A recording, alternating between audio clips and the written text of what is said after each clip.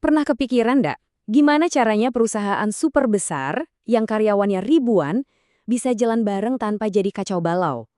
Nah, dalam pembahasan kali ini, kita bakal bongkar kerangka kerja yang jadi tulang punggung mereka. Nah, pertanyaan ini nih, ini intinya. Bayangin aja, makin gede perusahaannya, makin gampang kan jadi berantakan? Tiap orang, tiap tim punya pikiran sendiri. Jadi gimana dong caranya mereka ngatur semua ini? Jawabannya, tentu ada. Mereka punya sistem yang emang dirancang khusus buat menjinakkan kekacauan ini. Semacam struktur kendali manajemen yang super cerdas. Oke, fondasi dari semua ini namanya pusat pertanggungjawaban. Biar gampang, bayangin aja ini kayak balok-balok Lego. Satu persatu, unit-unit kecil ini disusun jadi satu bangunan perusahaan yang kokoh.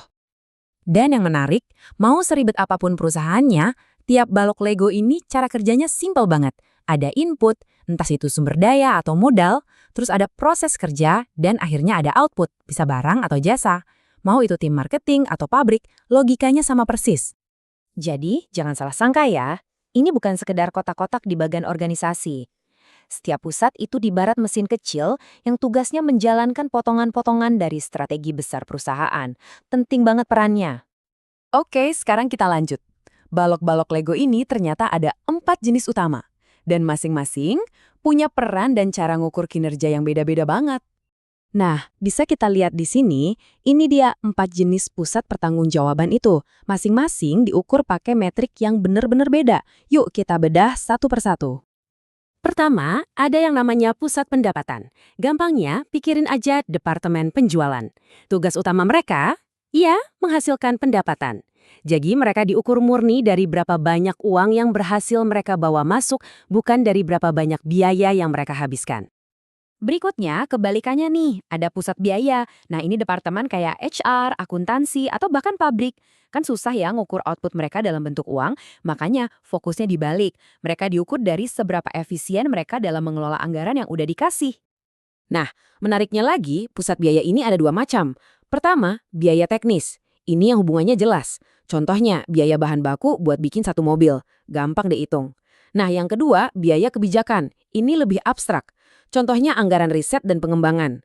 Nggak ada yang tahu pasti berapa outputnya, jadi besarannya lebih ke keputusan manajemen.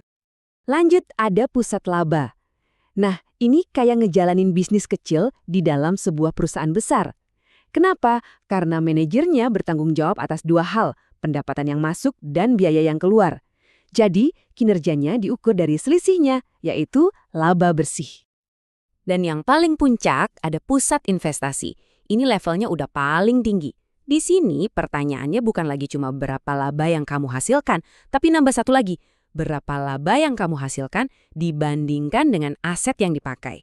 Nah, inilah yang kita kenal sebagai Return on Investment atau ROI. Oke, kita udah tahu ada 4 jenis pusat. Tapi, gimana cara kita menilai apakah sebuah pusat itu berhasil atau enggak? Nah, ternyata ada 2 konsep kunci yang harus kita pahami, dan keduanya sama-sama penting. Yang pertama adalah efisiensi, atau melakukan sesuatu dengan benar. Gampangnya, ini soal gimana cara kita ngerjain sesuatu dengan sumber daya seminim mungkin. Nah, yang kedua adalah efektivitas, atau melakukan hal yang benar. Ini soal apakah yang kita kerjakan itu emang hal yang tepat? Percuma kan kita jago banget bikin produk dengan efisien, tapi ternyata produknya nggak ada yang mau beli. Kutipan ini benar-benar merangkum semuanya dengan sempurna. Jadi, pusat pertanggungjawaban itu efisien kalau dia melakukan sesuatu dengan benar. Dan dia efektif kalau dia melakukan hal yang benar. Dua-duanya ini wajib ada. Lalu, apa ukuran yang bisa menilai keduanya sekaligus? Jawabannya, laba. Ya, laba itu adalah ukuran pamungkasnya. Kenapa? Karena angka laba yang sehat itu nunjukin kalau sebuah perusahaan nggak cuma efisien dalam cara kerjanya, tapi juga efektif dalam milih apa yang harus dikerjakan. Semuanya ketemu di satu angka itu. Oke, teorinya udah dapat nih. Sekarang biar lebih kebayang, yuk kita lihat gimana semua ini diterapin di departemen-departemen yang biasa ada di perusahaan. Tabel ini ngasih gambaran yang jelas banget. Coba perhatiin, fungsi-fungsi pendukung kayak personalia atau keuangan, mereka itu pusat biaya. Ukurannya ya seberapa patuh sama anggaran. Terus pemasaran, yang fokusnya jualan, jelas, dia pusat pendapatan. diukur dari target penjualan. Nah, kalau perusahaan secara total, dia jadi pusat investasi yang diukur dari laba dan ROI. Nah, sebagai penutup, coba deh sekarang Anda pikirkan, tim Anda di kantor itu diukurnya gimana? Apakah sebagai pusat biaya, pusat pendapatan, atau pusat laba? Jawaban dari pertanyaan itu bakal ngasih petunjuk besar tentang apa yang sebenarnya jadi prioritas perusahaan Anda. Dan dengan ngerti ini, Anda jadi tahu persis gimana caranya ngasih kontribusi yang paling bernilai. Ini langkah awal buat benar-benar paham mesin yang ngegerakin bisnis Anda.